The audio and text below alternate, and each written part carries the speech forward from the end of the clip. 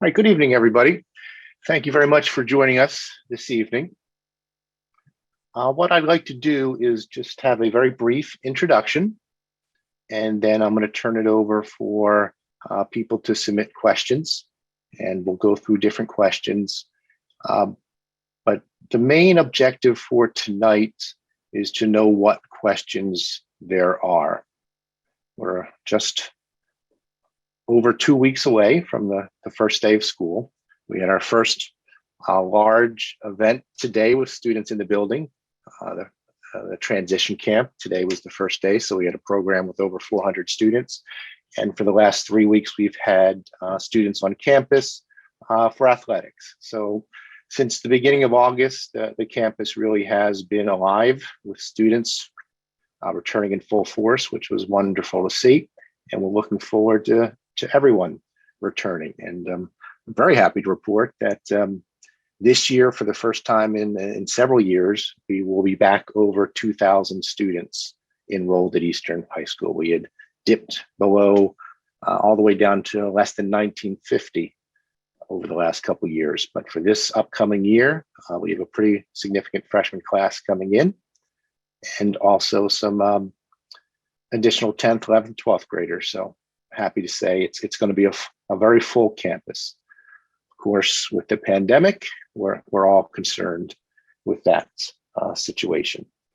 But just very generally, our goal this year is to maximize our full day, full week, in-person learning and instructional environments. Now, there is no option for remote learning. And so our focus is fully focusing on in-person learning. That's if all goes well. Secondly, we want to make sure that our students who are in the building are there for the reasons they like to be in the building. Of course, learning is our primary responsibility, but the social emotional wellness, the activities, the enjoyment during the day, the socializing during the day, which students haven't been able to do. We're hoping to be able to have conditions where that will flourish and everyone will be safe. But we certainly have to be very aware of what mitigation strategies need to be in place. And we'll go over those a little tonight. And certainly we have to pay attention to the mandates and that the governor or the Department of Health establish, and guidelines, which just changed last Friday. So I'll talk a little bit about those as well, probably in the context of answering some questions. And we certainly know that the more we have to use any mitigation strategies, the less it takes away from the in-person, especially the social atmosphere. So finding that right balance for the circumstances is what we want to do overall. And the word that we overused last year was pivoting. We had to have multiple pivots through the year for the information we knew and the conditions at the time. And I think this year, the word of the year is going to be fluid. Case counts are higher now than they were last summer at this time. So we already know that conditions are different leading into this school year. But we also know there are different factors that come into play as well that we could use to mitigate and have hopefully a wonderful school year. But fundamentally, contingency planning is what we're going to be doing. And what conditions are today may be very different from where they are 2 weeks from now.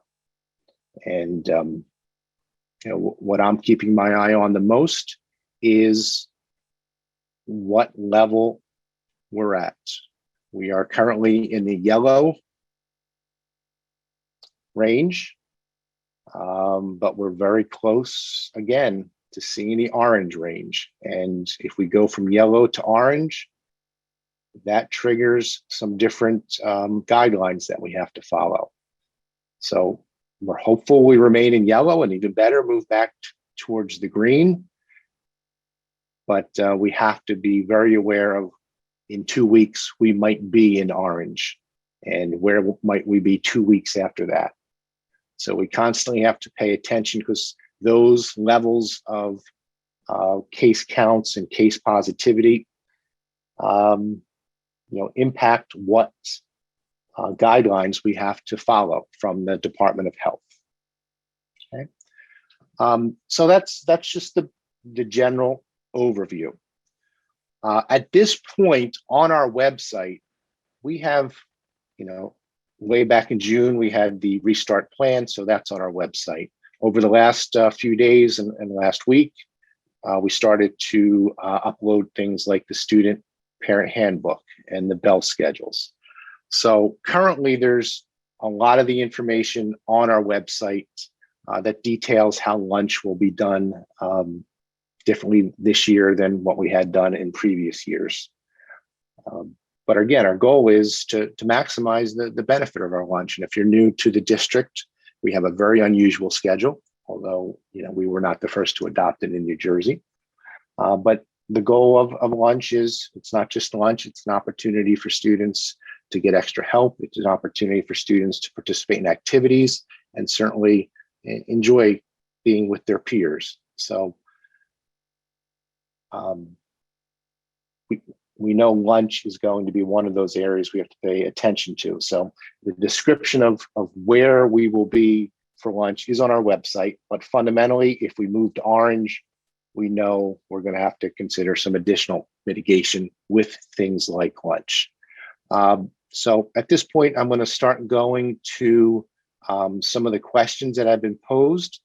And again, the goal for tonight is to understand the majority of the questions, and what we will be doing prior to school opening is putting out a very clear document. So, like I said, we have lots of documents on our website, and I don't expect parents to read a 50-page document to find out how exactly lunch will work. And again, because our schedule is so unusual, it might be difficult to understand in context if the child or a sibling hasn't been here before. So we're going to try to put together an FAQ based on the questions that we've received. I'll occasionally receive some emails, and I wanted tonight to know what the most pressing questions were at this time.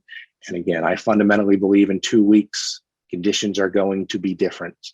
I have a meeting on Thursday with the Camden County Department of Health. They host meetings with the countywide superintendent. So those meetings are very helpful to us. And as I mentioned, New Jersey Department of Health released new guidelines this past Friday. So there's new information that we have to get out to our parents. But I want to make sure that we first I especially have the opportunity to speak with the director of the medical director from the Camden County Department of Health. So I'm not putting out any misinformation. We already spoke with our nurses. We met on Monday. So our nurses generally handle our interpretations and publications and follow the medical guidelines for us. I'm certainly not a medical professional. So our nurses, our athletic trainers, and our district physician are there for us to make sure that we are following all the guidelines properly and helping parents understand them as well. All right. So the first question that I see is, what will be the trigger to go back to hybrid or full online? The governor will be the trigger. Only the governor has the authority to make the decision whether there needs to be a change from full in-person to any other mode of instruction. In terms of what we're trying to build is a level of contingencies of what mitigation strategies have to be placed in place based on both the regional conditions and our local conditions. But fundamentally, any offering of remote or full online has to come from the governor, because it is not permissible under current law. So there would have to be an executive order, or legislature would have to change the law. So it is not permissible at this time. And again, as mentioned in our plan, we have retained full capacity to go in any direction that we need to go. So if the governor says conditions warrant remote or conditions warrant hybrid, we have the full capacity to go to that. And to use the word that we used last year, that would be the pivot. So that would be more of a pivot if the governor made that announcement. So in terms of just the general protocols, we're going to follow all the guidelines that we are able to follow. But as I mentioned, there's going to be over 2,000 students in the building. Classrooms were not built for classes of 12.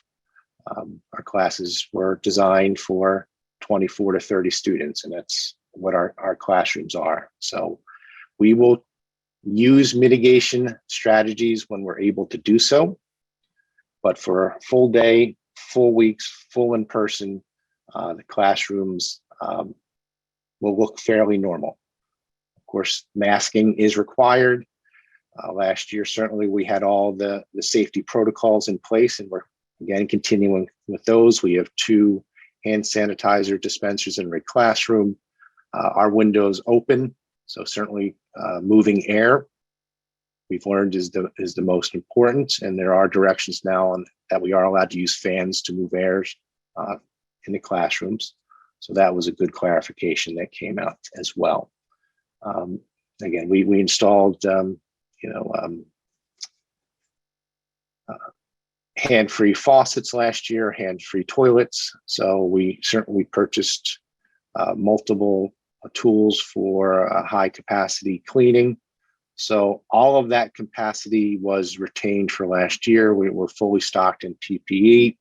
We're looking into some additional items that we may be ordering based on what we're seeing some other school districts are doing and other states are doing. So we're keeping an eye on that. If there's resources out there that we don't have, we are open to purchasing more of those as well.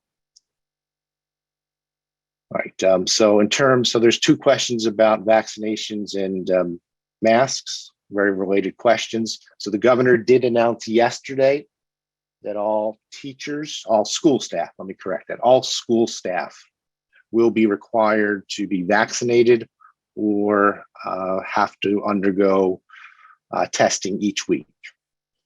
So we did expect this announcement. So we have been tracking our employees' vaccination status for more than 4 weeks. So we have a good handle on that. And we've been working with a testing vendor. So we will be prepared to do that ourselves. But the truth of the matter is I'm hoping the governor and the New Jersey Department of Health will be providing us some resources to support whatever testing needs to be done in the school. We certainly don't want to put it on our nurses, but like I said, we're prepared to move forward with a testing company if that needs to be put in place. So all school staff will have to be vaccinated and or tested. And our nurses are overseeing our vaccination rates. So we do have that information, and we are able to then certainly follow up with individuals if we have questions. Masks are required. Again, that is a mandate from the executive order. So all mandates for public health requirements will be enforced. However, there are exemptions, and we will follow the exemptions as appropriate. A good portion of our building is not air conditioned. So if conditions warrant due to heat, because that is one of the exemptions, we will follow that exemption. Again, these are from the governor, from his health experts. And, so I'm not in the position of, it's not me evaluating the risk assessments. It's from the governor, and we're going to have good faith following of those mandates.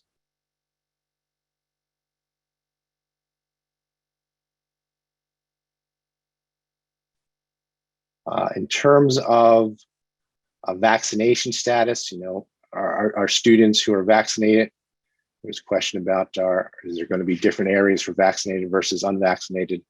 No, there is no mandate for students to be vaccinated. That is not a mandate from the governor or the New Jersey Department of Health. So no student will be identified for vaccination or not vaccination unless there's a contact tracing and we have to identify which students may have to be quarantined. That's the only factor at this point where vaccination status matters for students. We certainly will be using outdoors as much as we can for lunch, for passing between classrooms. Our police officers, our school resource officers are working with our administrators, so they're aware of our plans to use the outdoors. So we will have security where it needs to be.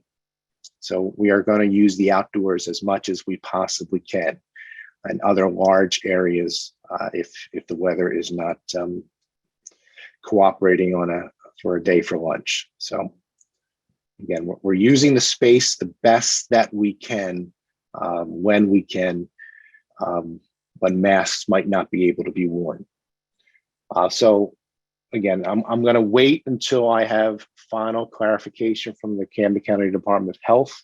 But our interpretation of the new guidelines is when it comes to which students need to be quarantined, students who are vaccinated only need to be quarantined if they are positive with COVID or they are symptomatic and need to be tested. So those students, so the positive students follow the protocols for a positive case and how many days they miss school.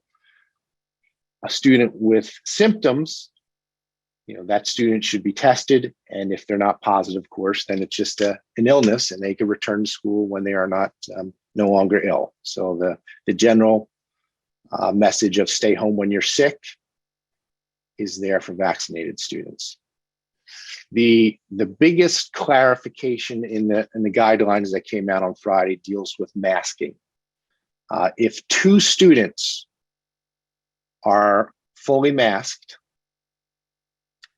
and let's say one of those students tests positive for COVID, but the other student does not have any symptoms and is not positive, that second student does not have to quarantine. So there is less disruption under the newest guidelines in terms of students, one, if they're vaccinated, and two, even if they're not vaccinated, if masks are properly worn, that also will limit the number of students who have to miss school. So our interpretation of the guidelines is it applies to positive cases and students who are experiencing symptoms, which is good because the fewer students that have to be quarantined for, again, if we're talking the orange, it's 14 days. So that's one of the reasons we have to be very concerned about the orange, because that would be disruptive for students to miss 10 days of school and 2 weekends and such. All right. Right. So again, another question about remote learning. That is not an option. It is not permissible. Only the governor or the legislature could authorize remote learning. In our plan and as required by the governor, medically vulnerable students, parents should contact our nurse. If there's a medical vulnerability that is evaluated by our medical team, then homeschool procedures would be in place. But in general, there is not a remote option. All right, so a specific question here. So let me make sure if a vaccinated student is exposed to COVID at school, do they have to quarantine? And if a student is quarantined, will remote learning be offered? So the first answer to that question is not necessarily. Again, contact tracing will be done, but if the student is vaccinated, has no symptoms, they do not have to quarantine. If the student was properly masked and the other student who did end up positive was properly masked, and this student in question has no symptoms, they do not have to quarantine. Right? In terms of quarantine, This is, the number of students quarantined. That's what we're going to have to pay close attention to. We're looking at a few different models for how to provide instruction for students who do have to quarantine. But fundamentally, I go back to the first point I make. We want the school day and the in-class learning experience to be as full as it was before this pandemic started. And so the remote option is not going to be used, again, unless circumstances become really severe and we have to make a serious change. Again, and I think a lot of that will depend on overall circumstances and the information we're receiving from the Department of Health and from the governor.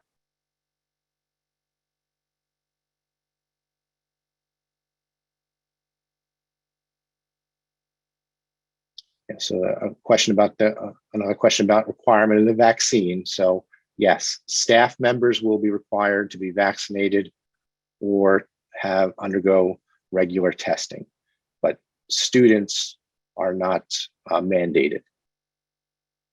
And a school district does not have the authority to do that. That would have to come from the Department of Health in terms of what vaccinations are required for students.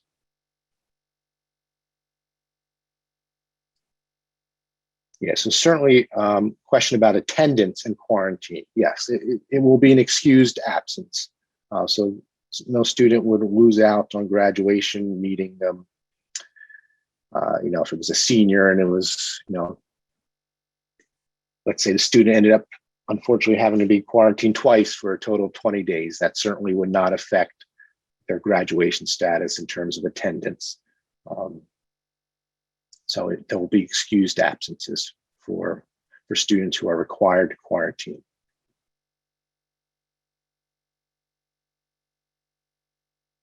Right, so in terms of the instruction that will be provided for quarantine students, we're looking at a few different models, and we'll have more information on that coming out. We're talking with a few other school districts and the range of possibilities that will work best for us. Again, a lot of it is depending on what are the overall circumstances.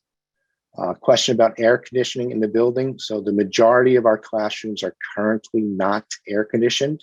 There are some, I believe pretty much all of our science classrooms are air conditioned off the top of my head. And there are some others. Cafeterias are air conditioned. 3 of the 4 gyms are air conditioned, media center, learning centers. So some of the areas are air conditioned. The music wing is air conditioned, but the majority of our classrooms are not. However, the school board last year went through the process of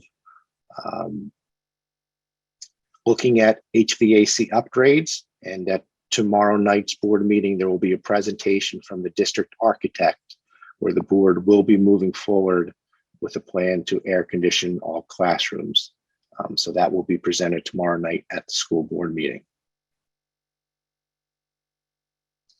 There's a question about passing time.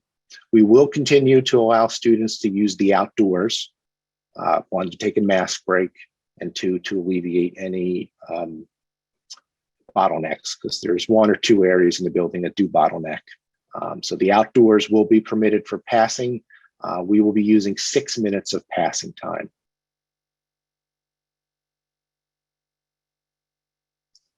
So the details of lunch are online in the student handbook addendum. Our goal is, again, to try to maximize why we chose to go with the lunch and learn model. We want students to have that time to socialize, to get involved in activities, and to get extra help. But I can tell you right now, we are looking at a different model should we go into orange from the yellow, and that most likely would impact lunch. So again, we're looking at different models.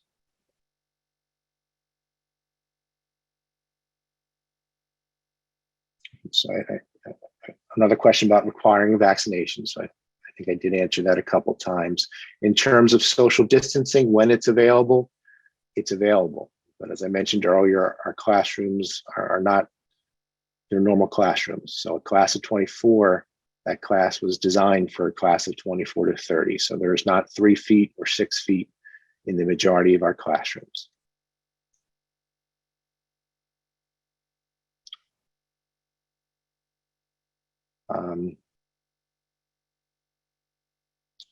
Question about if a child tests positive after attending class, what will be expected in terms of quarantine for vaccinated versus unvaccinated?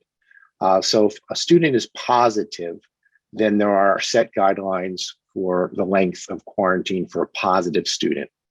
Where there's a change is between a yellow and an orange. If we're in yellow, the quarantine period for a close contact is different than a close contact in orange. But if anyone who is positive, that doesn't impact the length of the quarantine. And again, some of it depends on when the symptoms began. In general, it's 10 days, but our nurses will be providing that information. And our nurses last year called every single parent whenever we had a positive case or anyone who was identified as close contacts. And we'll continue to do that as well. And hopefully we don't get numbers that are concerning where that becomes an issue. In terms of ventilation, our building, the one positive of not having air conditioning is that all our classrooms have windows that fully open. I don't say fully, but all of the windows open, doors open. We have breezeways between that are internal, and we can open those. So there is a good airflow in the building, and now it's clear that we're allowed to use fans to assist with that airflow. So there is very good airflow in the building. One thing we did do with the HVAC systems, like I mentioned, the gyms, the cafeterias, the media centers, we did last year upgrade those with ionization technology. So there was additional filtration added where they could be added. All right, in terms of percentage of students vaccinated, our nurses will have that information, and we'll be reaching out to parents and staff when we don't have that information. I'm not going to share that publicly at this time. I'll talk with the Camden County Department of Health to see how they want us to handle such information. But we will have another vaccination opportunity on campus on September 2nd, and we are hopeful more students and parents, because it is available to full families for that opportunity. And the Department of Health is encouraging schools to support vaccination. So this will be the 3rd time we are offering a vaccination clinic directly for our students.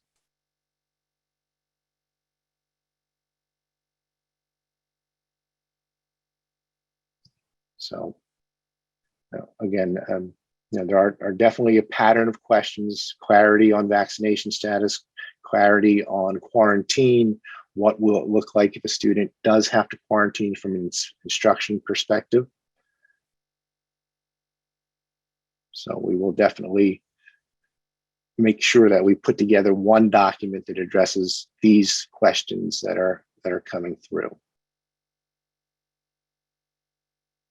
All right, so there is no remote learning, right? And we're not looking to offer remote learning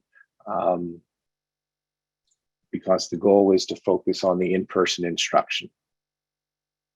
Are masks required on buses? And the answer is yes. But right, so there is no online option.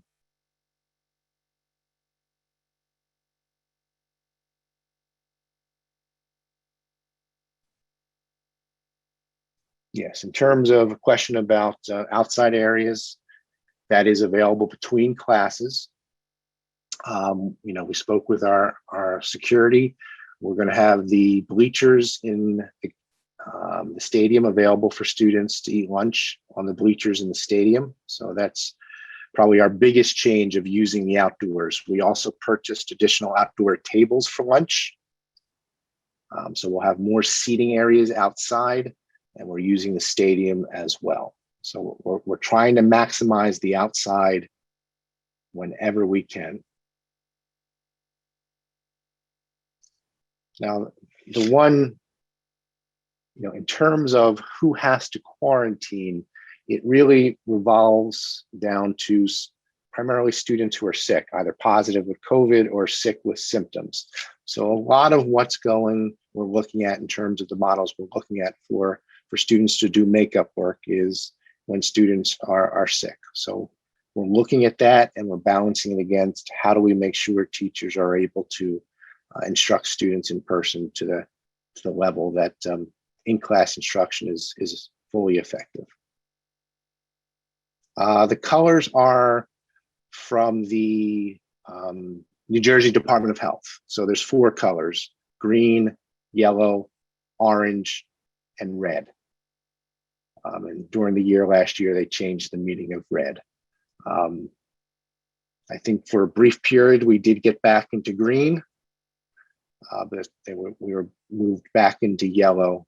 I think at the end of July, we were back in yellow.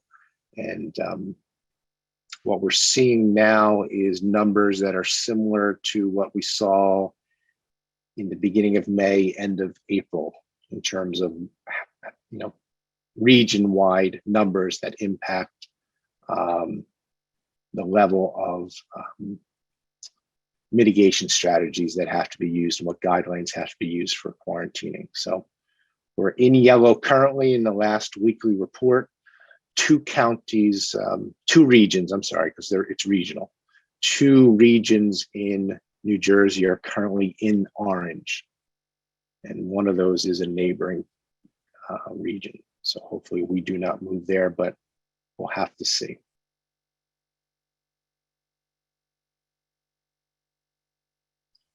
Yeah, so we definitely will be using, we used Google Classroom for organizing work last year, submitting work. So we actually started using iPads. I guess we're now probably in our 6th year or 7th year using iPads. And we were training our teachers to be Google certified teachers. We started that about 4 years ago. And then of course, last summer, we provided training specific on Zoom and a few other strategies that we would know our teachers would need for the remote. So we're going to maintain those capabilities and have teachers continue to use Google Classroom for organizing work and for students to know what work is due. Mass breaks would be between periods. We want to try to limit movement through the hallways, but certainly if a student has a need to go to the nurse or to use the restroom, there's guidelines that our teachers follow that Dr. Toll shares with teachers at the start of the year. Lunch, we do have a full description of lunch currently, as we are hoping it will be. But I mentioned we're planning on additional contingencies should we move to orange. So that's online already in our addendum to the handbook. Question here about gym classes. We will have mitigation in gym classes as well. Last year there was no use of locker rooms, so students couldn't change for gym. So circumstances will definitely impact what PE class will look like next year. So again, we have a full range of contingencies. We know many students enjoy PE, so we want that to be available to them. But certainly we understand that other students want to keep their masks on, so they don't want to exert themselves physically. So we're going to do our best to make PE beneficial for all students, and certainly from a COVID perspective, make sure we're safe. And but students who want to have PE, try to balance those needs. So that is an area. I mean, the areas where we are going to have the most contingencies and mitigations are definitely going to be lunch, hallways, using the outside, PE class, entry into the building in the morning. So a lot of those things will be scripted so we can maintain order and, as much as possible, have a range of instructions for students to follow.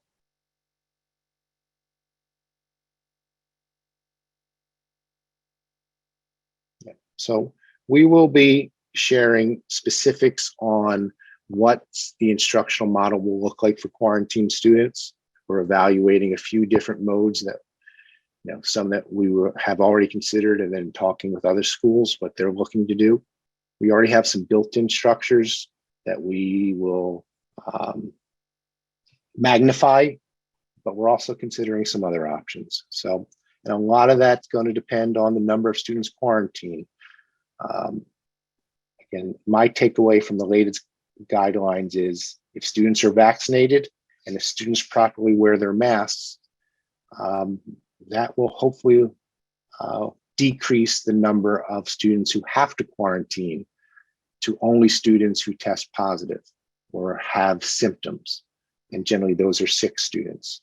And certainly those students getting healthy and not having a burden, but certainly, our procedures for makeup work and certainly making sure those are fair and manageable for students.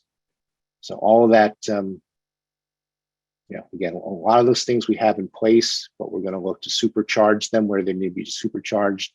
And a lot of what the options will be will depend on what the circumstances are.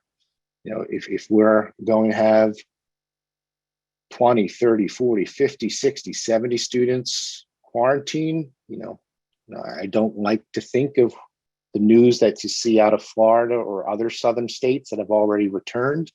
We certainly don't want to see any of that, but we have to understand that is possible. That is a range of possibility. So we'll be prepared should those circumstances occur.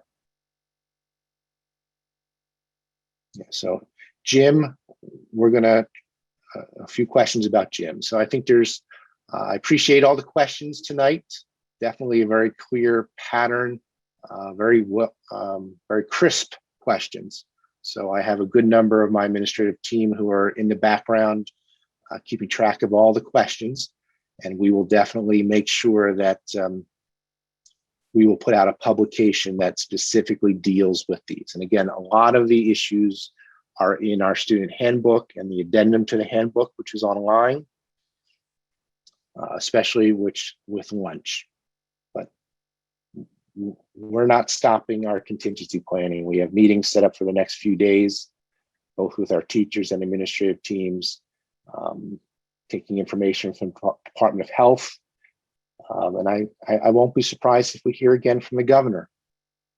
I won't be surprised at all. There's other things that we have to be prepared for over the next 2 weeks.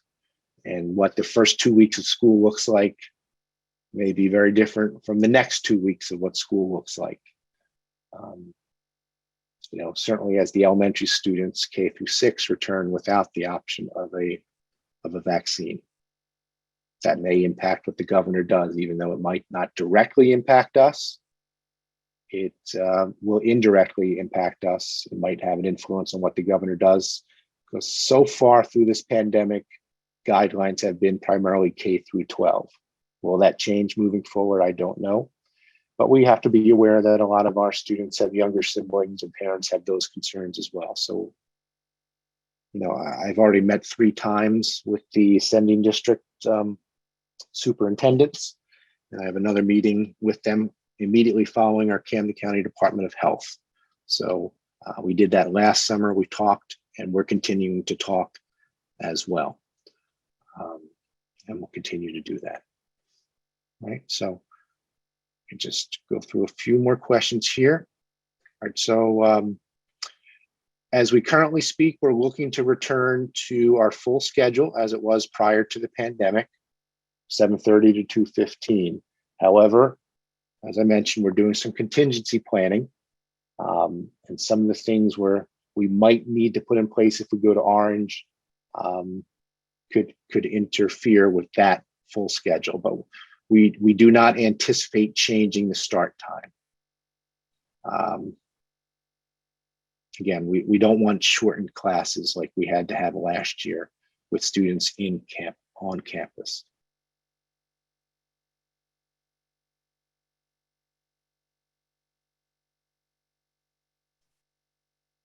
Yeah, so in terms of fans, they're not built-in fans in classrooms. They're floor model fans that are in classrooms.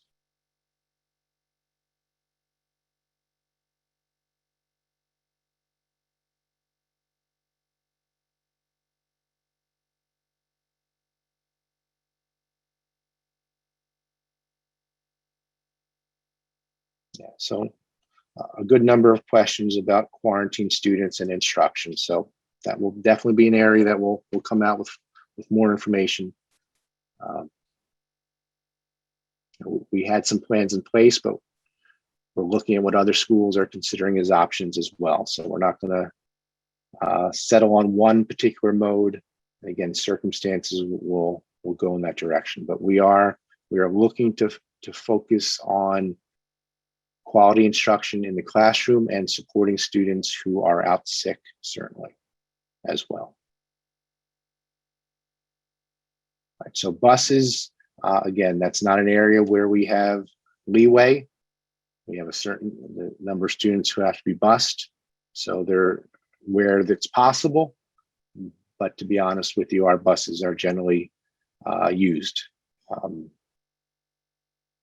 So that is not an area where we have extra buses. And if you saw stories in NJ.com, there's some districts that do not have enough bus drivers that they have to have special bell schedules just to get kids to school. So the good news is we have all of our bus routes ready to go for the fall, both for the school day and for our athletics in the afternoon. But again, that's an area we have to pay attention to because of the shortage of bus drivers. Let's say a bus driver or a few are positive. There isn't a backlog of substitute bus drivers, so we have to pay attention to that as well. Certainly parents, we have a parent drop-off area. So parents certainly are able to bring their own children to school. We provide disinfectant wipes. There's 2 canisters in each classroom, as well as many canisters throughout larger areas.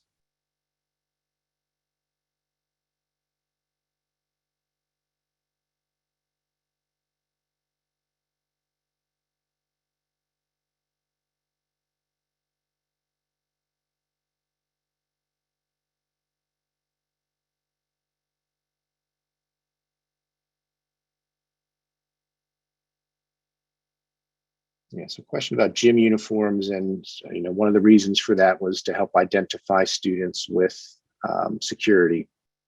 But we will have the police outside the stadium area, and we'll have it supervised. So it's a little different than just one teacher with a class of 35 students in a gym class. So there will be supervision.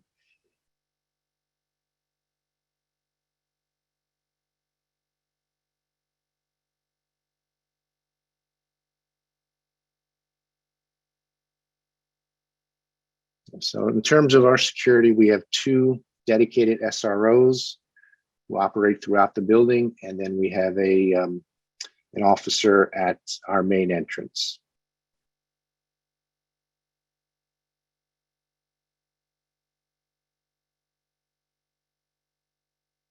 Yes, illness any illness is an excused absence. In terms of activities, that question about are masks going to be required for choir? Again, instruments, exertion in gym or athletics, those are exemptions. So as much as possible, the teachers last year used the physical distancing when they could, but with all the students back in the building,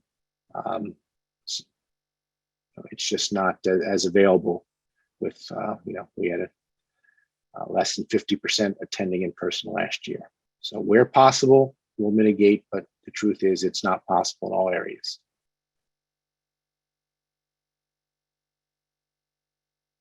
In terms of testing protocols, we're not going to have testing for students. I know some school districts are doing it for parents who consent. Our focus is on encouraging the vaccination, and we'll have a testing company available, but we're not going to randomly test students. The use of the thermometers, we'll maintain those. However, Dr. Fauci last year called those performative theater. So we'll maintain those, and I think the circumstances will determine whether or not they'll be used. And I can tell you on hot days that they beep more often. So, there was a lot of things said last year that were unknown. There was just an article in New York Times about how actually the plastic set up around different desks actually may keep air from circulating. So there's different information has come out about different things. So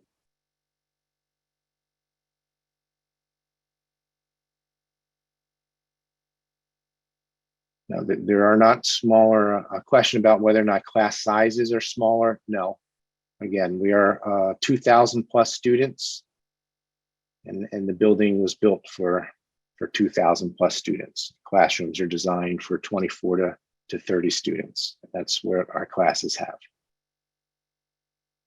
In terms of the handbook, Mr. Smart, the student handbook. Yes, on the website. Yep, on the website under parents and students. It's on the drop-down menu. If it doesn't show on your page, hit more and it will be there. It's listed alphabetically under student handbook. Thank you, Mr. Smart.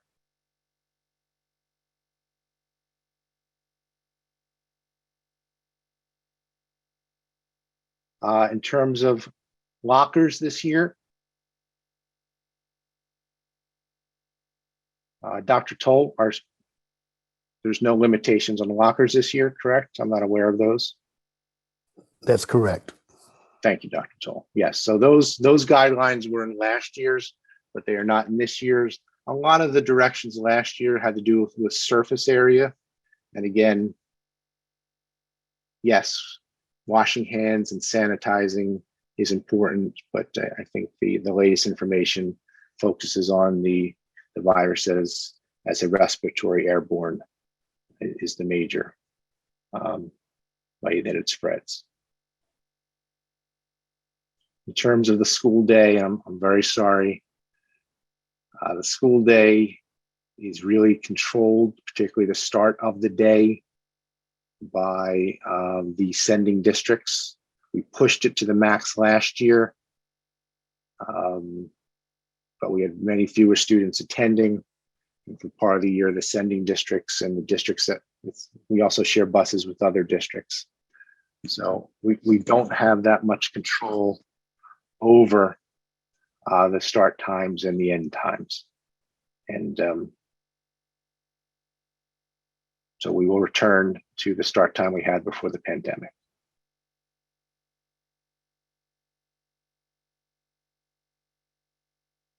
Yeah, in terms of some questions about excused absences, so we'll make sure that is clearly spelled out as it relates to anything to the virus or symptoms.